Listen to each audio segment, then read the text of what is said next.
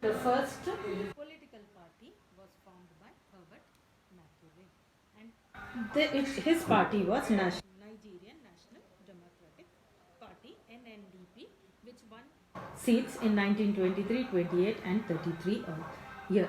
The second, another political party which was formed in 1936 was formed by Nandi Azikiwe. That was Nigerian Youth Movement, and he in 1944 Macaulay and NYM then they got united, and they agreed to form National Council of Nigeria and the Cameroons. Underline this, children. 1923 the first political party was formed, NNDP, Nigerian National Democratic Party. Then in 1936 another party was formed. Was founded by Nnamdi Azikiwe, and that was Nigerian Youth Movement, and they both together united and formed the National Council of Nigeria and the Cameroons, NC, National Council of Nigeria and the Cameroons. Now Azikiwe became the dominant Nigerian nationalist leader, and he also supported Pan-Africanism and Pan-Nigerian based nationalist movement. Now Nigerian nationalist movement grew in popularity and power, and after the World War II the Nigerian economy had to face difficult more financial crisis. The Nigerian soldiers and the trade union leaders were the backbone of this movement, okay, of this nationalist movement. The soldiers were back after the war and fighting. They fought not because they were enemies to any country, but they fought on behalf of the British. Same way, just as Indian soldiers also had to, though India didn't want to, was not any other country's enemy, or was not interested, or it didn't want to fight a war, but as India was ruled by British, on behalf of British, Indian soldiers also were sent to war, World War II. Same way, in the same way, the Nigerian soldiers also just had returned after the fighting of after World War II, after fighting on the side of the British, on behalf of the British. 1945, a national general strike was organized by the radical nationalist trade unionists. Now, Nigerian nationalists had two tasks. First thing, they had to fight against the British to free their country from the British rule, and also to unite the different regions of Nigeria into one group. Okay, they were fighting over their communities, different ethnic groups. Ethnic means race. Okay, from their by birth they belong to which community. This. So there was conflict between ethnic groups of Nigeria, and this movement grew stronger in the southern part of Nigeria, which was more developed compared to the northern region, and this created north-south division again here between two regions. So children, just concentrate on what I am telling. Don't concentrate on the other sounds which are a little bit disturbing, yes, I can say, but just listen this. Then by this, even in the south, there were two divisions, Yoruba and Igbo, which were enemies, conflicting with each other. By 1950s, these three regions had their own anti-colonial movements. Each one was fighting separately for their freedom with the British, and this couldn't make them so stronger. If all the three regions united together and fought against the British, it would be even more. Okay, they would have more courage, strength, and might to fight against this British people.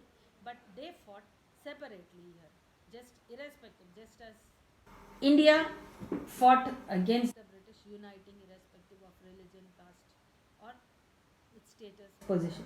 All of them together fought for Indian freedom. But here in Nigeria, there was a opposite. It was in the opposite. That is, the three regions had their own anti-colonial movements, which were led by the regional parties, and the conservative Northern People's Congress. Just see this: the three regional anti-colonial, the three regional parties which fought against the British way. In the north, the Conservative Northern People's Congress, NPC. In the north, the National Council for Nigeria and the Cameroons, NCNC in the east, and the Action Group AG in the west.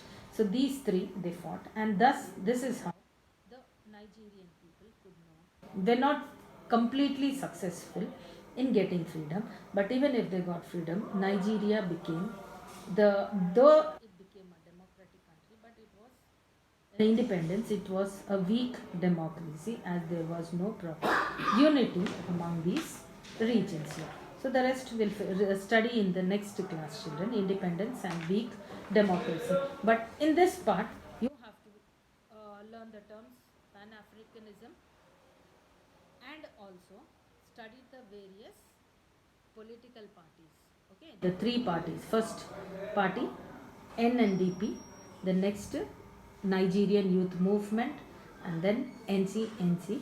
Read it, underline the words, and underline the names of the leaders also who formed these, and how the Nigerian people, different groups, they were divided into three different groups, three tribal communities which fought separately against the British. Okay, so read it, read the questions given in the box, brown box over here, and try to answer. Discuss how you think the idea of Pan-Africanism is different from nationalism. Now see, nationalism is different from Pan-Af. Now what is this difference? Now do you think the idea of nationalism is limited? Now nationalism is within the country. Okay, the people of the country. This is also the same country people, but here it is different tribes and different religions, different tribes, different communities who belonged to Africa. Okay, the entire continent, Africa, had come together, irrespective of whichever part of the world they were living. But nationalism is within the country, within that nation. Okay, people uniting within that nation. So, in a larger context, Pan-Africanism is larger than nationalism. But everyone should hear the idea of nationalism is limiting only to the country, but Pan-Africanism is spread out throughout the entire world. So all the people of the same community of the same country come unite and fight for justice. Colonial rule led to uneven development of regions in the country. These colonial people, whichever region is weak or whichever region they get good benefits or profits, more resources, they develop those regions. So development was not even in Nigeria. Just like as Nigeria, in India also development was not even.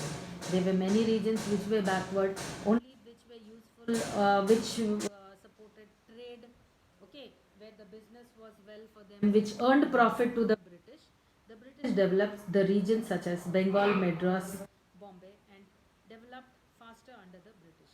And why these places, children? Because you see, these are coastal regions, okay, and they could earn, okay, trade, international trade was possible. They developed these regions, and if we see in Andhra Pradesh, Vizag region, Vishakhapatnam, Port region, so these were developed more than the interior regions.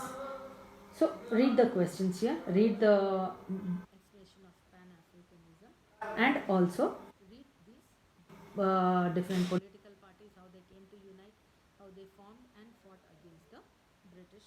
Yes. So next class we'll study the next part and we'll finish off this lesson. And I hope you all are writing your class notes, children. See that you submit them by tomorrow. Thank you. Have a good day. Bye bye.